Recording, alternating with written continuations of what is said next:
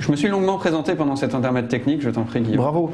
Donc moi je suis Guillaume Duquesnet, je suis coach agile, j'ai travaillé plusieurs fois avec Jonathan en tant que développeur, en tant que coach agile et même en tant que delivery manager sur un projet court par exemple où on a appris cher, sans jeu de mots avec ton nom bien sûr. Et ça nous a amené à réfléchir à qu'est-ce qui se passe et c'est quoi la différence avec un projet court, pourquoi des choses ne marchent plus, et puis de fil en aiguille, en reproduisant et en améliorant et en ajustant les pratiques, on en arrive à ce qu'on va vous présenter. Alors, delivery manager qu'il a utilisé, ça veut dire chef de projet ou forfait. Responsable que ça livre quoi. Oui.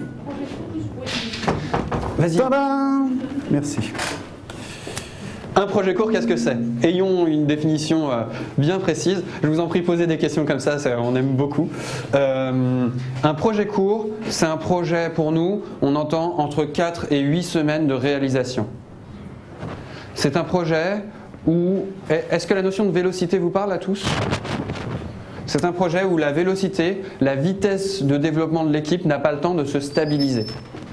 Habituellement, en agile, on dit ok, au début, la vélocité va beaucoup bouger et puis au bout d'un moment, elle va se stabiliser et on aura une mesure de productivité de l'équipe et donc on va pouvoir faire des projections pour savoir quand on arrive. Pas de pot, ça arrive au bout de 8 semaines en général. Ça c'est ce qu'on observe. Et là, pas de pot, votre projet il est déjà fini. C'est ça qu'on appelle un projet court, c'est notre mesure. Donc êtes-vous prêts? Donc vous avez compris, alors voilà, ce qui change, c'est que, on pourrait se dire oui mais c'est pas grave, toute proportion change. Non, toutes les proportions ne changent pas. Tout d'un coup, on a un changement d'échelle, on a un changement d'échelle sur le temps de votre projet, mais on n'a pas un changement d'échelle sur les problèmes. Ce qu'on voit généralement dans un projet, et là je vous laisse voir si ça résonne à ce que vous avez, quand il y a un souci dans un projet, que ce soit une machine qui plante, un truc comme ça, tout d'un coup votre serveur de source, type subversion qui ne marche plus, ce genre, ok, il vous faut quelques jours pour absorber ça, mais quand on dit absorber, ça veut dire que c'est bon, à l'échelle des semaines de votre projet, vous allez vous en remettre très vite, rapidement, ça ne se verra pas. Pas de chance, dans un projet de 4 semaines, un jour c'est 5%. Un 20e. Ça veut dire que quelques jours, c'est 10, 20, 30%. Ça veut dire que vous êtes juste en train de fusiller votre projet pour les détails. Ce qui était avant un grain de sable pour vous, ça devient un rocher quand vous êtes dans un projet court.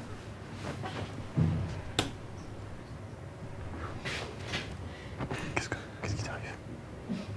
Ouais, je me demande pourquoi les gens font... Oui, ça devient un énorme rocher. Toute hésitation vous coûte énormément. Et un des messages qu'on voudrait faire passer pour savoir si vous êtes prêt à démarrer votre projet en agile, à commencer à démarrer votre projet, c'est est-ce que vous l'avez bien cadré? Est-ce que pour vous, la mobilisation est là? C'est-à-dire que si une personne sera disponible 10% de son temps, si jamais l'alignement des planètes correspond, enfin vous avez tous eu cette personne sur votre projet. En projet court, quand elle n'est pas là une semaine, elle a loupé un quart du projet. Pour vous donner une échelle, sur un projet court de 8 semaines, une personne qui n'est pas là une semaine, c'est une personne qui n'est pas là pendant 2 mois sur un projet habituel. Tout ça pour dire, ne le lancez pas en août. C'est pas la peine. Un manager qui vous dit qu'il aura les ressources de machines qui vous manquent, mais qui met une semaine à répondre à votre email, c'est plus un détail de communication à fluidifier dans le temps du projet. C'est un projet qui ne peut pas marcher en fait. Donc pour démarrer en agile en projet court, vérifiez la mobilisation. Vérifiez aussi que la vision et les enjeux sont clairs. Pourquoi il est court ce projet? Qu'est-ce qui fait qu'il est court? Est-ce que c'est un problème de budget? Auquel cas on pourra dire bon écoute, on ne sera pas dans les temps, c'est pas très grave, on garde le budget constant, on va prendre qu'un seul développeur qui va continuer pendant très longtemps parce que tu as un problème de budget, mais on ne sait pas le faire en projet court. Ça peut être une première réponse. Est-ce que c'est un problème de time to market? C'est Noël et on n'a pas fait de site internet. Auquel cas, on peut dire, ah ouais, non mais là on est en train de décaler, il faut absolument qu'on ait le double de budget et qu'on achète un serveur super surpuissant pour que ça fonctionne mieux. La vision et les enjeux du projet doivent être clairs à tous les niveaux pour qu'on puisse avoir des optimisations pendant le projet. Si votre vision n'est pas claire, clarifiez la vision avant de lancer le projet.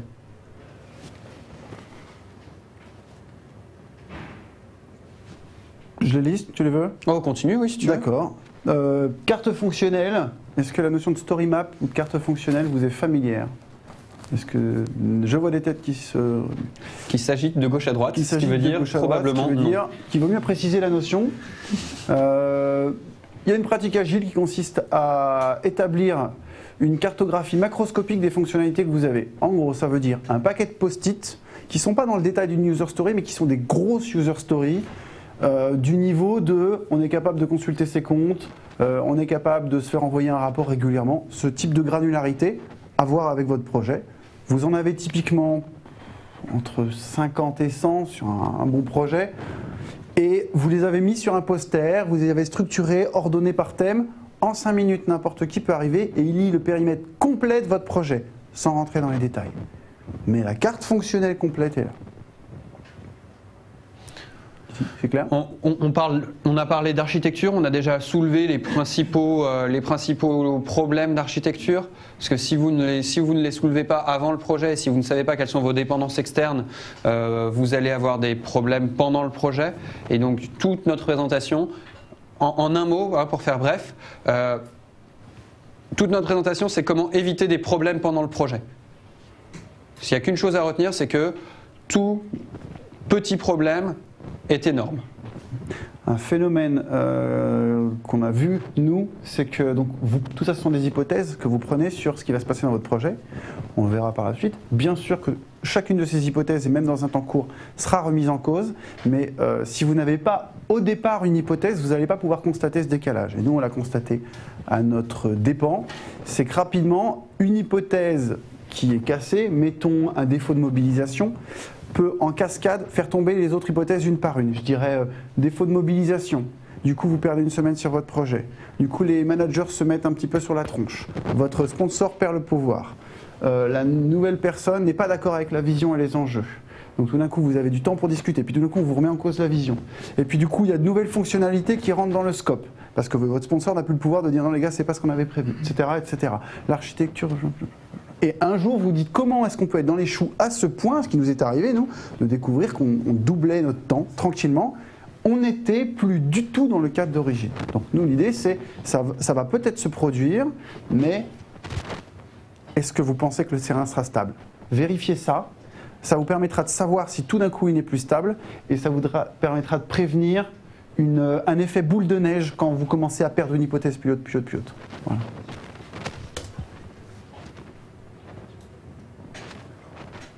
Le produit.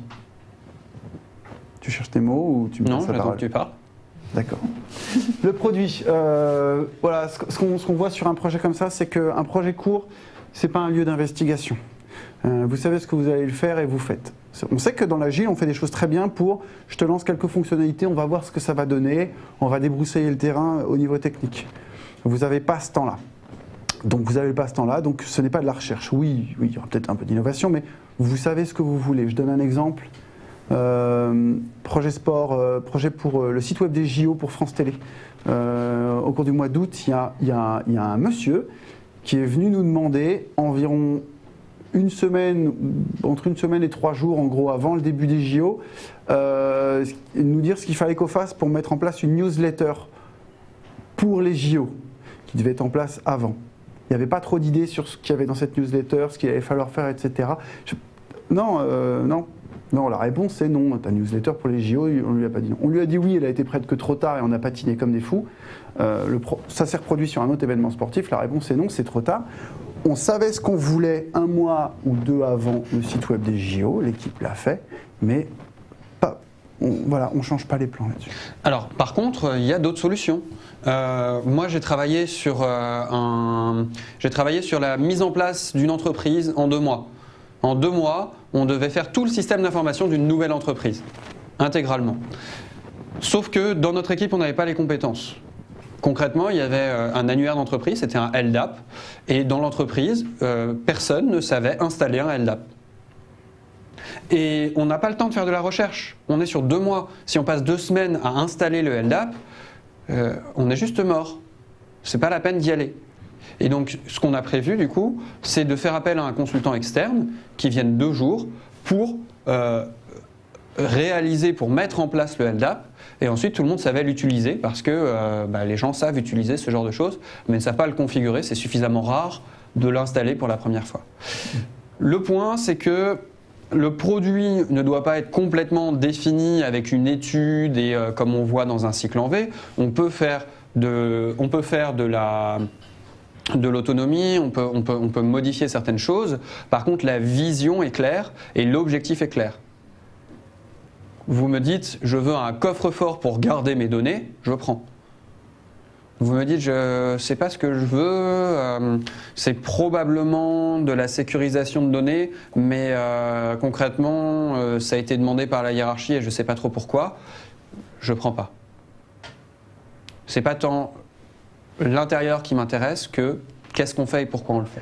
Je ne prends pas si on me donne une deadline et que c'est un projet court, bien sûr. Si vous avez du temps pour explorer. Juste moi, un petit point sur l'autonomie. Autonome, ça veut dire, mon exemple de mon ami du marketing qui nous propose une newsletter au dernier moment. Pourquoi ça n'était pas possible? Parce qu'on n'avait pas la moindre idée de ce qu'il y avait dans cette newsletter et on n'était pas autonome pour décider. On aurait pu faire un truc à la mimine, nous, avec notre vision. Mais en l'occurrence, c'était son truc. Nous n'étions pas autonomes. Et on parle de processus de décision. On n'avait pas de capacité de décider, en fait, dans cette équipe, sur son truc de newsletter. Donc on n'allait pas être efficace. Donc on dit autonome sur le fonctionnel. Voilà. Donc avez-vous une vision stable du produit? Voilà. On est à nouveau dans les connaissances de toute l'équipe. C'est l'anecdote que je viens de vous raconter. L'équipe est capable de s'adapter. On a eu de l'adaptation à faire. On avait ce LDAP. Les gens ont appris comment se servir d'un LDAP et comment utiliser la structure qui avait été mise en place. Et ça marche. Ce qui n'aurait pas marché, c'est d'apprendre sur le tas comment mettre en place le LDAP. Donc vous allez chercher des personnes qui connaissent déjà la méthode, qui connaissent déjà pas mal de choses. Et vous allez chercher des profils qui sont suffisamment alertes pour remonter toutes les erreurs immédiatement, tous les problèmes immédiatement. On est vraiment dans l'immédiat, mais qui ne sont pas pour autant, on dit consensuel, hein, on dit non consensuel, mais on ne dit pas combatif non plus. Si vous n'avez pas le temps de gérer une engueulade dans votre équipe. Je ne sais pas si vous avez fait vous pratiquez des choses sur les préférences comportementales. Il y a des types de personnes dont je fais partie qui disent oui. C'est-à-dire, on vous pose une question dans le doute et dans le stress, vous direz oui, il y en a d'autres qui disent non. On préfère celles qui disent non dans ces cas-là, ou disons dans une situation normale, voilà, une personne qui n'a pas de problème avec le fait de ne pas être d'accord avec les autres, en toute simplicité, en toute netteté.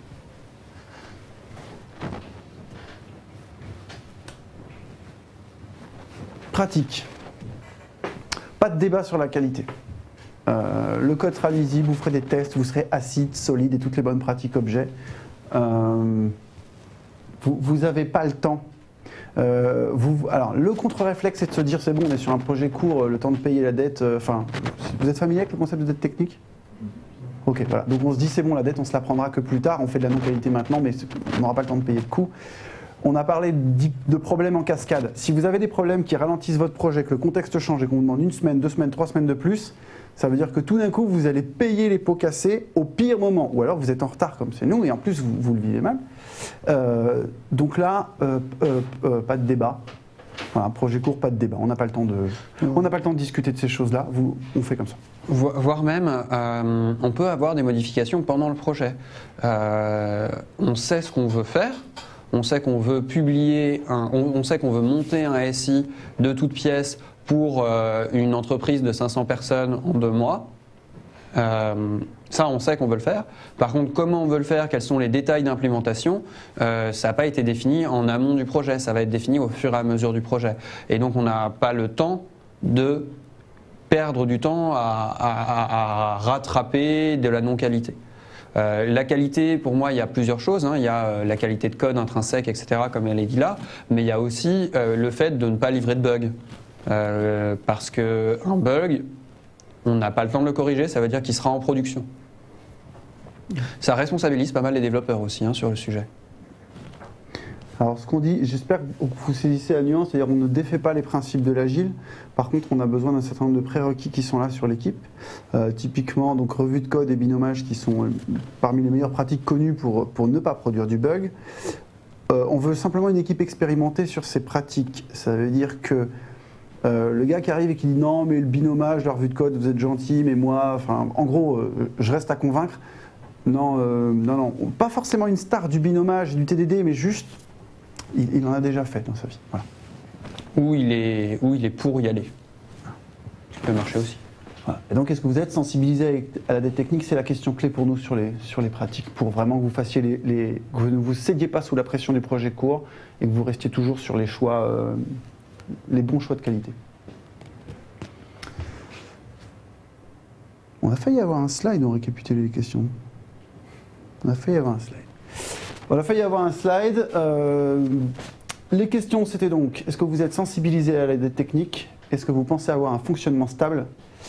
Est-ce que, donc, un fonctionnement d'équipe et de projet? Et est-ce que votre vision du produit est stable?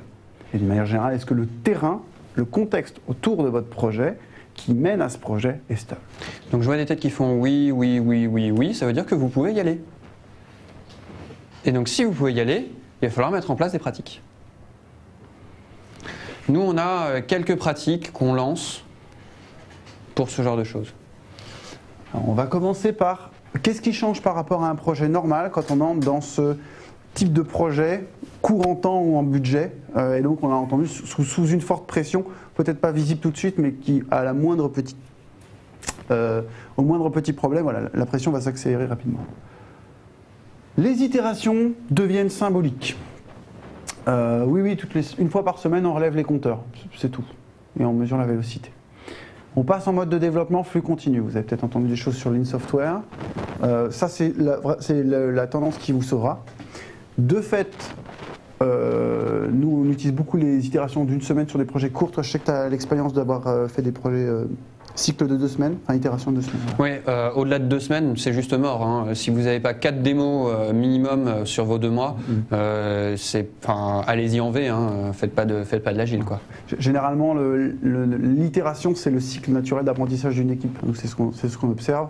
Donc on pourrait compter en itération le temps d'apprentissage. Après, il y a des nuances. Si l'équipe se fait des feedbacks courts, analyse les problèmes en cours de route, etc.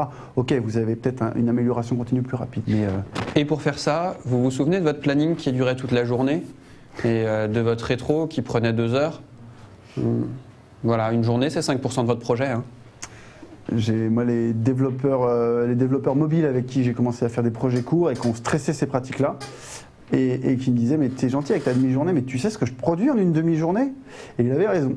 Donc on n'a pas qu'une demi-journée à passer. Donc les équipes qui cartonnent avec ça, elles terminent sur du rituel démo rétro, parfois une petite revue de planning, et elles mettent 1 heure, 1 heure et demie selon le nombre de choses qu'elles ont à échanger, ce qu'elles discutent en dehors, etc. Mais voilà, elles ne vont pas plus loin que ça, et au-delà de ça, de toute façon, elles commencent à gueuler, et elles ont raison. Voilà ce qui a changé par rapport à ce qu'on faisait habituellement. Donc une itération type, c'est on fait des trucs, on fait encore des trucs, et à la fin, on a une rétrospective, c'est peut-être le point qu'on stresse. Le reste n'est qu'accessoire. Est-ce qu'on a un sprint planning le matin, pas un sprint planning, un sprint meeting le matin où on va s'échanger des choses, etc.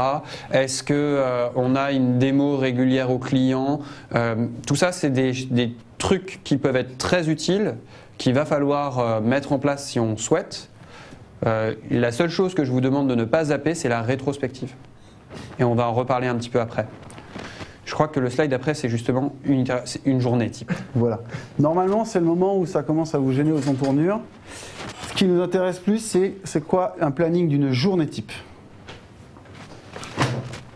à un moment, on propose de garder le stand-up meeting parce que c'est quand même un point de coordination tous les jours que les développeurs ont entre eux. je crois que Alors, le point de stand-up meeting, c'est que c'est pas un reporting. Une personne qui dit voilà, alors écoute, voilà ce que j'ai fait hier, voilà ce que je vais faire aujourd'hui et voilà où sont mes problèmes. À toi, Guillaume. Alors moi hier j'ai revu les CSS et puis j'ai amélioré, enfin j'ai continué dessus sur la story et là je vais continuer. Voilà, nous ce qu'on préfère c'est des choses du style, donc Guillaume, moi hier j'ai travaillé sur les CSS, je ne sais pas si tu as bossé dessus aujourd'hui, si tu comptes bosser dessus aujourd'hui, j'ai changé ça et ça et je suis tombé sur un problème, j'ai besoin qu'on se synchronise, est-ce qu'on peut en parler en dehors du stand-up? Ouais, moi en fait j'ai terminé la story que je vous évoquais là, par contre je ne sais pas sur quoi je vais démarrer, vous êtes plusieurs à me demander là, est-ce qu'on peut faire un point après parce que je vois pas trop sur quoi il faut. Alors de qui tu as besoin pour ce point-là? Etc. Ça, c'est un point de coordination. Ouais, c'est vrai. Si vous vous rappelez les 3 points du stand-up qui ont été très bien introduits dans l'introduction à l'agilité. 1. Qu'est-ce que j'ai accompli? 2. Sur quoi je vais travailler? 3. Est-ce que j'ai des problèmes? Bizarrement, quand les stand-up se dégradent, on voit on élimine les questions. D'abord, le 3 a tendance à sauter, puis le 2, c'est-à-dire on dit surtout ce qu'on a fait, on ne parle pas beaucoup de ce qu'on va faire et on ne parle pas des problèmes. Malheureusement, par ordre d'importance, c'est l'inverse. Si vous devez avoir qu'une question, c'est est-ce que je suis bloqué, est-ce que j'ai un problème? Ensuite, éliminer les problèmes. La coordination, sur quoi je vais avancer, ou alors, les gars, qu'est-ce qui est le plus important? Je n'arrive pas à voir. Et enfin, ok, est-ce que j'ai terminé? Mais c'est plus facile à vérifier, quoi. Donc un stand-up meeting à 10 personnes, c'est pas plus de 10 minutes. Ce qu'on fait tous les jours, dans la vie normale, on fait de l'aspect, on code et on valide, comme ça. Donc j'ai bien dit validation, donc ça peut être de la démo, il y a des équipes qui le font 3 fois par semaine ou au fil de l'eau, ou voilà. Et dans une journée type, on a envie de dire qu'il n'y a pas de journée de type parce qu'au fil de l'eau et selon les besoins, on peut faire de l'analyse de problèmes, ce qu'on faisait dans une rétro classique. Donc analyse de problèmes, tournez-vous vers le Lean, la route des MIG, l'analyse d'amélioration, le PDCA. On chiffre les nouvelles user stories parce que le PO du coup, il nous en donne parfois à la journée, quoi. Tenez, voici les nouvelles choses. Tant que c'est pas entré dans le flux, il peut jouer avec, déprioriser, reprioriser. Tenez, j'ai pensé à de nouvelles trucs, voilà, il y en a 3 dans la journée, on les chiffre. Des mises en prod de temps à autre, quand il y a besoin, quand vous y êtes. Revoir les indicateurs, où est-ce qu'on en est, qu'est-ce qu'on va faire, est-ce que ça va le faire dans les temps. Et la revue de risque, quand vous sentez qu'il y a un truc qui crise, souvent c'est quand ça commence à discuter, etc., vous dites attendez les gars, on ne peut pas faire un point sur les risques, et vous reprenez votre fiche de risque. Avec qu'est-ce qui peut nous arriver, quelle est la probabilité que ça arrive, etc. J'aime bien stresser le dernier point parce qu'en fait c'est un point qui m'énerve particulièrement en général. Vous savez tous ces meetings où il y a 20 personnes dans la salle et où le sujet actuel n'en concerne que 4 et tous les autres sont sur leur portable ou sur leur planche à dessin. Oui, parce que les notes, vous ne pourrez pas croire qu'on prend des notes en réunion, hein, c'est pour dessiner. Ça n'est pas possible. On prend un meeting par sujet. Et la petite question que j'ai posée à Guillaume sur ok, donc tu as besoin d'en parler, avec qui as-tu besoin d'en parler? C'est une question qui est super fréquente. Et quand on fait un meeting, on se pose toujours la question de qui n'est pas nécessaire. Et la responsabilité de chacun, c'est de dire vous êtes sûr que vous avez encore besoin de moi pendant cette réunion? Parce que moi j'ai du boulot à côté. Voilà, ça c'est des choses, il faut les rendre super productives vos réunions. Un meeting par sujet. On s'est rendu compte qu'il y a un certain nombre de choses qui, par contre, dans le cadre d'un projet court, donc on a vu ce qui changeait, on a vu comment notre planning était altéré, comment on redistribuait un petit peu les activités dans le temps, et il y a des choses qui sont devenues critiques et fondamentales. Le premier que j'aime bien, c'est la discipline. Quand on a démarré le projet court, qui s'est mal passé, qui nous a donné envie de parler de projet court, au début, on a cru qu'on se faisait plaisir avec la méthode et que je te fais un definition of done pour chaque étape du Kanban et que je t'ai décrit des process et des choses comme ça. En réalité, quand les choses ont commencé à partir en vrille, c'est ce qui nous a sauvés. Ça a été vraiment la ligne de vie de notre vaisseau. La chose à laquelle on s'est raccroché quand on ne pouvait plus penser à autre chose. Parce que ce qui va arriver sur votre projet court, et ça va arriver, vous le savez, c'est qu'il va y avoir un patron qui va arriver en disant « Ah non, mais ça, je veux absolument cette histoire-là et je la veux tout de suite ». Et à ce moment-là, si vous n'avez pas la discipline de lui dire « Ok, on a un process, on te le fait entrer en prioritaire. Donc en prioritaire, ça signifie que tu vas avoir 4 jours à attendre pour l'avoir et donc que ce sera bien intégré par contre, qu'on va sortir ça, ça et ça. » Si vous cassez tout votre process à ce moment-là pour que tout le monde aille sur l'urgence, vous perdez des jours, vous perdez du temps. Et comme on l'a déjà expliqué, le temps, c'est… Voilà, le rocher, tout ça. Approche systématique. Dans un manuel de productivité, j'avais eu une définition intéressante de pourquoi définir une routine quand vous faites une chose de manière routinière. Et en fait, la réponse, c'est quand ça coûte moins cher de le faire tout le temps de la même manière que de se poser la question. Donc c'est peut-être pas la manière optimale de faire la chose, mais vous dites, quand je fais ça, je procède comme ça et je le ferai toujours de la même manière. Quand je me lève le matin, la tête pas fraîche de la soirée de la veille ou des choses comme ça, et que malgré tout je veux aller au boulot, c'est pas mon cerveau qui va me servir, c'est la routine, quoi. Machin, café, douche, hop, hop. C'est la seule chose qui peut vous faire tenir dans le temps. C'est ce qu'on cherche et c'est ce qui va nous sauver. Donc approche systématique, nous on décrit des processus sur chacune des choses qu'on faisait. Par exemple, tous les changements de tâches. Tout ce qui était répétitif et qu'on faisait plus d'une fois. C'est aussi bête que d'écrire 4 lignes dans un Excel ou une note, juste comment on fait les choses. C'est tout.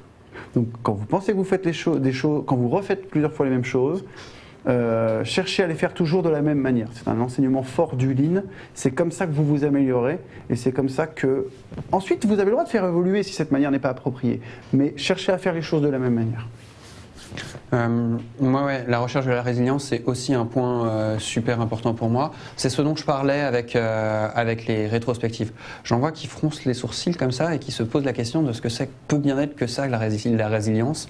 C'est en rétrospective, classiquement, on se pose la question comment on a travaillé le dernier sprint et comment on pourrait aller plus vite le prochain sprint.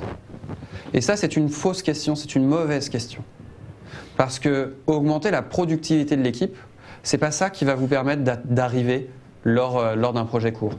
Ce qui va vous permettre d'arriver, c'est d'anticiper les problèmes et ces fameux grains de sable qui sont en réalité des rochers. On ne va pas, oui, c'est ça, on va pas chercher à augmenter la vitesse de l'équipe parce que sur 8 semaines, l'augmentation de vitesse de l'équipe sera insignifiante au regard du projet. Par contre, on va chercher à ce que l'incident de production qu'on a eu la dernière fois, s'il revient, on est capable de le gérer en 3 minutes. On va chercher à anticiper le fait qu'on a demandé un web service en externe, on n'est pas sûr de l'avoir cette semaine. Comment on peut travailler sans ce web service? L'objectif de la rétrospective, qui doit être très régulière, c'est d'anticiper les risques. Donc voilà, ça reste des enseignements forts du Lean. Un problème qui s'est produit, vous devriez réfléchir à comment. Vous ne devez pas attendre 2 fois généralement pour vous demander qu'est-ce qu'on fait si ça se reproduit. Et qu'est-ce qu'on fait pour que ça se reproduise pas. Résilience, c'est continuer à avoir qu'un système continue à avoir le même comportement, même s'il subit des perturbations ou des changements dans son contexte. Alors une perturbation qu'on avait eue sur notre super projet, que j'aime toujours reciter, on avait un product owner qui est venu la première semaine, qui est venu la deuxième semaine, qui est parti au ski une semaine parce que c'était prévu qu'il parte, non même pas un week-end parce que c'était prévu qu'il parte au ski un week-end, qui s'est cassé les tendons croisés antérieurs, tendines croisés antérieurs, je ne sais plus comment ça s'appelle, ligaments croisés antérieurs, qui s'est fait arrêter pour 2 mois sur un projet qui devait durer 1 mois et demi. Non mais ça va, on était 4 dans l'équipe. Voilà. Voilà. Thomas Lissajou, je ne sais pas s'il fait des sessions par ici, je sais qu'il est redescendu dans le site. Voilà. Un autre agiliste. Et donc, c'est ces problèmes-là qu'on cherche à savoir comment on fonctionne. On cherche à avoir une copropriété. Donc là, c'est marqué de code, mais c'est une copropriété de tout. Toute l'équipe, et on n'a pas le temps d'avoir des spécialistes. Des spécialistes. Oui, voilà. Thomas Lissajou part parce qu'il s'est cassé la jambe, il est PO. Je prends son rôle immédiatement. Mais du coup, j'ai moins de temps pour faire du rôle de technical leader que j'avais. Donc Jonathan doit se réadapter. Mais sur le fait de provoquer des binômages, on nous a demandé récemment comment on le met en place. Pour moi, il faut que l'équipe soit multi-compétences. Elle ne le sera pas au début, mais surtout, assurez-vous qu'il y ait, par exemple, qu'il y ait plus d'une personne qui le fasse. Et du binômage, ça sert à ça. Mais binômage, je crois que des fois, je t'ai fait faire des reportings de chiffres, là, des bilans de reporting pour la direction client. Et heureusement que j'étais pas le seul à savoir la faire. La mise en production, il faut qu'il n'y ait pas qu'une personne. Et donc, apprendre au cours du projet, et c'est pas une histoire de ce serait plus chouette la vie si on apprenait tous, c'est ça augmente la résilience du projet, ça diminue le niveau de risque de votre projet. Donc, exemple de choses qu'il faut vraiment avoir en tête. Vous allez trouver plein d'initiatives pour ça. Dessus, je te laisse présenter. Ça, c'est le process qu'on met pour information. Voilà, on s'est dit dans le doute, si vous voulez démarrer avec un processus, qu'est-ce qu'on utilise nous comme Kanban? Nos étapes et la definition of done, c'est-à-dire les critères de franchissement de chaque étape. Je vous les lis si c'est difficile, mais c'est juste, voilà. Ça, En fait, on passe des stories là-dedans. Et les stories, on va dire qu'elles passent de haut en bas, là, parce que c'est comme ça. Nous, on les met en horizontal. On passe des stories, on les découpe pas en tâches. Et on dit, OK, la story, elle est prête à chiffrer, elle est prête à spécifier. Ensuite, elle va être en spécification, elle va être prête à développer. Il va y avoir des tests fonctionnels à passer dessus, du développement, prête à recetter, prête à intégrer, à déployer et déployer. C'était notre process standard qu'on mettait en application dès qu'on arrivait sur un projet. Dans le doute, hein, voilà. Donc c'est un choix qu'on vous propose. Dans le doute, partez de là. Moi, exemple appuyé là-dessus. Qu'est-ce que ça donne une équipe qui se discipline? J'aime bien cet exemple. C'est moi, j'étais devenu PO et puis tout d'un coup, on m'amène une story. Vas-y, elle est prête à recetter. Et là, je leur dis les gars, vous êtes bien gentils, mais ok, ils sont où les tests de recettes automatisés? Ouais, non, mais tu comprends. Vas-y, c'est bon. Tu sais que voilà. Hop. Donc je mets un petit tac, alors non, je vous reviendrai quand quand les tests de recettes seront automatisés. Elle n'est pas prête à recetter. Et 2 jours après, je leur dis donc les gars, j'ai l'impression que ça avance pas sur le dev là, comment ça va faire? Ils me regardent, ils font, tu vois la colonne en spécification cadrage? Oui, bah c'est bon, vous savez ce qu'il faut faire. Non, mais j'attends ton email qui récapitule toutes les infos qu'il faut et le test de recette qu'on va faire. Et là, vous vous dites, ok, vous avez raison. Donc je prends mon truc, je prends mes 2 heures, et bim, bim, bim, je leur sors un email par histoire, hop, partagé par toute l'équipe sur la mailing list. Et c'est juste ça, la discipline entre nous. Mais quand il a fallu aller très très vite, en fin de projet, il y a des choses qu'on nous a demandées. Bien entendu, la recette externe de notre client a démarré très très tard, comme malheureusement on aurait pu le craindre. Et on nous a demandé... On nous a demandé un changement mineur et du moment où on nous l'a demandé au moment où il était déployé, ça nous a pris 2 heures. Toutes les étapes. Hein. Mais mineur, hein, le petit truc. Et c'était 3 heures avant une release, avant une livraison de grosse release. Toutes les étapes sont passées par là, ça ne nous a pas pris plus de temps. Pourquoi? Parce qu'on a toujours fait comme ça, donc on était devenu très très très très rapide. Voilà. Être systématique, ça vous permet de faire toujours les choses et souvent les choses de la même manière. Du coup, vous devenez bon. Ouais. Combien de temps on a en vrai sur le papier? Il vous reste 7 minutes. Merci. Sur quoi on pilote? On en a déjà parlé. La vélocité marche mal. Si vous avez déjà utilisé un GPS pour traverser une ville avec des embouteillages, est-ce que vous avez remarqué cette joie que vous avez? Au début, il vous dit vous allez mettre 43 minutes, et puis vous arrivez au feu, et là il vous dit non, plutôt 4h47. Vous démarrez, tout va bien, tout d'un coup vous mettez 37 minutes, et puis vous arrivez à un bouchon. La réponse c'est qu'en fait, au début c'était utile, moi je savais, hein, mon TomTom, quand je devais traverser Paris, je prends le temps, je multiplie par 2 et c'est bon. Ok pour la prédiction, avec une estimation de vélocité, parce qu'il imagine la vitesse de ma voiture.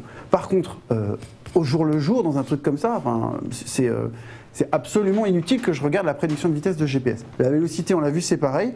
À la moindre variation, avec le peu de données que vous avez, hop, votre temps de livraison, il varie en mois, quoi. Donc c'est pas utile. Si vous êtes à moins de 4 semaines de la fin, le nez, ça marche. Vous mettez les post-it et vous regardez avec les développeurs, vous dites ok les gars, combien de temps ça nous prend tout ça?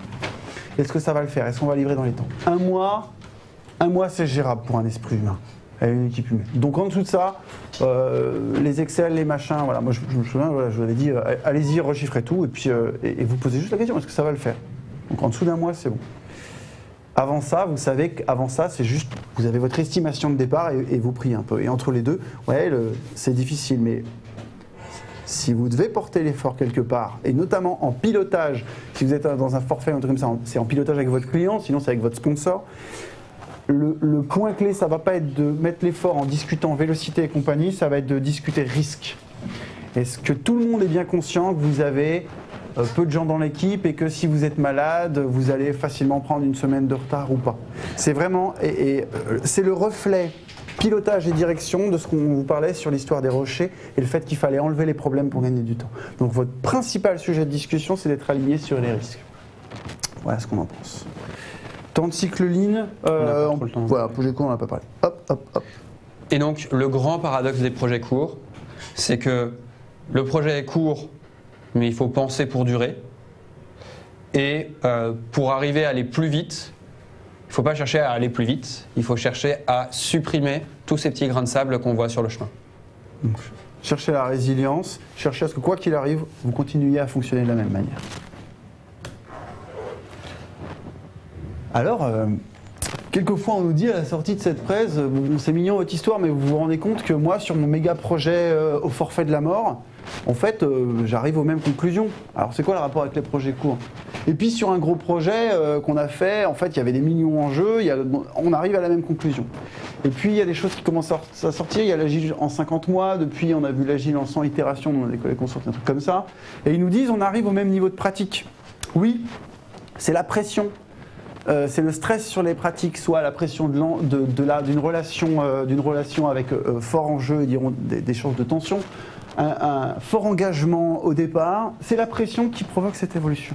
Donc on dit, si vous voulez améliorer vos pratiques, vous pouvez essayer une de ces choses-là. En attendant, il y en a une qui est moins chère, c'est l'agile en projet court. Donc si vous voulez progresser, vous pourriez essayer de vous faire un vrai projet court pour voir où vous arrivez de vos pratiques après ce projet.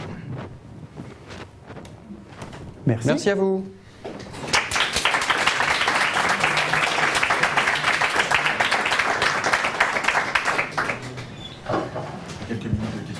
Quelques minutes de questions.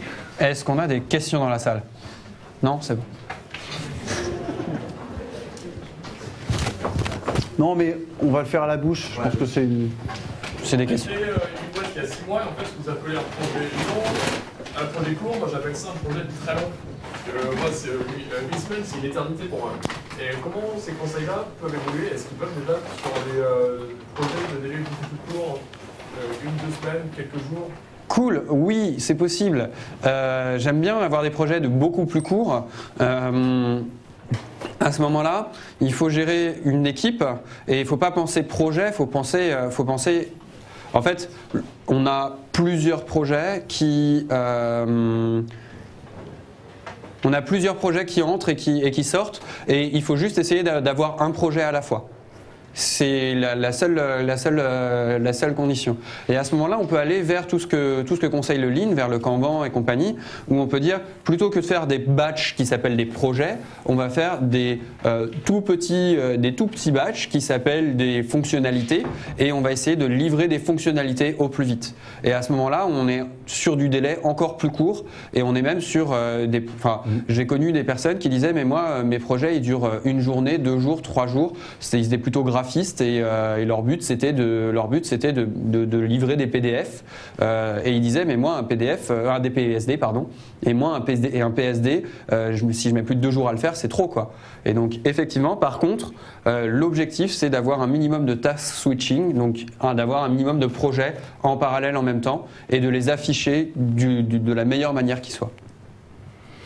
Et donc ces conseils où on dit que le moindre petit grain de sable c'est un problème, 2 jours de perdu quand votre projet dure 1 semaine. Cherchez la résilience, mais du coup peut-être à l'échelle de l'équipe, et pensez pour durer en termes de fonctionnement à l'échelle de l'équipe.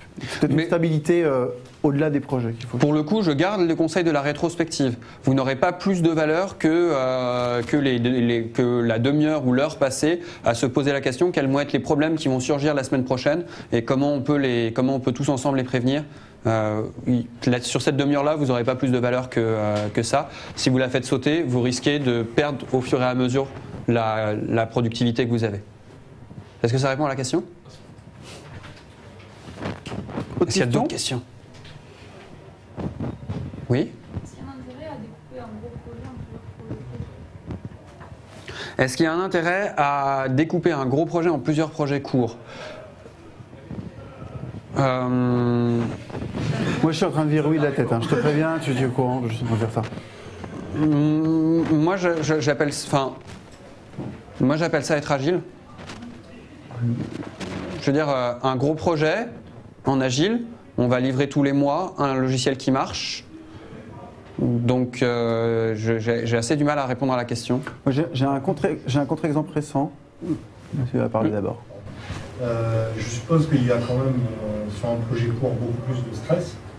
Or, sur un projet agile, normalement, on doit faire les choses pour que ce soit pérenne, enfin que ce soit durable dans le temps.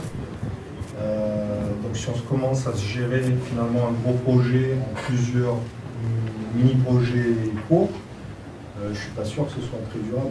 Alors cette question, je sais y répondre. On a une équipe chez Octo qui fait des projets mobiles.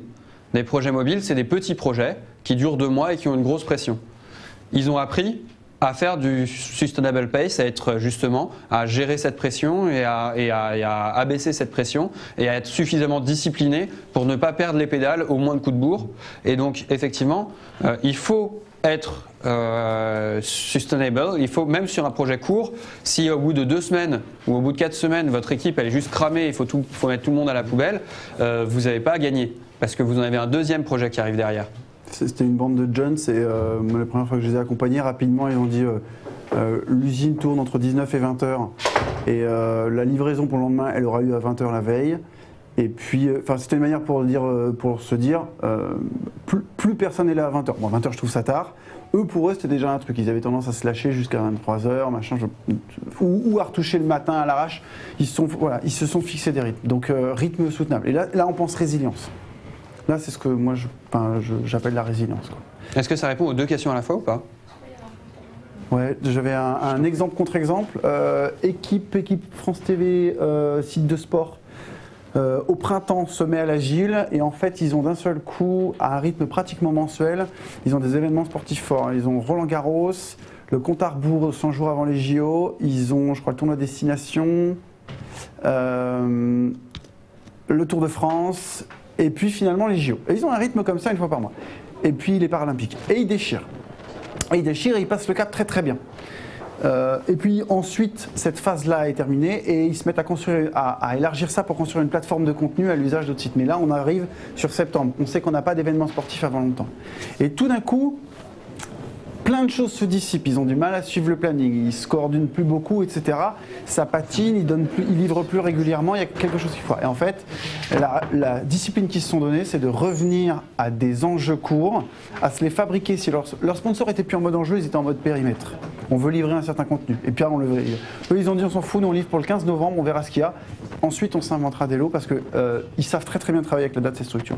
Sur le choix, piloter avec des contraintes de date ou piloter avec des contraintes de périmètre, personnellement, je trouve que ceux qui ont des contraintes de périmètre déchirent 10 fois plus et font des choix beaucoup plus. Au départ, de date, c'est-à-dire livrer à une date et prioriser ce qu'on peut, quitte à refaire des échéances. Moi, donc le découpage en cours, voilà, on rentre dans du moins de 4 mois. Moins de 4 mois, moins de 4 semaines, c'est le fameux. Les gars, est-ce que ça passe? Et ça, les gars sont très très bons. Je vous remercie tous. Je remercie l'équipe technique de nous avoir supportés. Et si jamais vous avez encore plus de questions, nous on est là jusqu'à 18h à peu près, et après on va prendre le train. Merci. Merci à vous.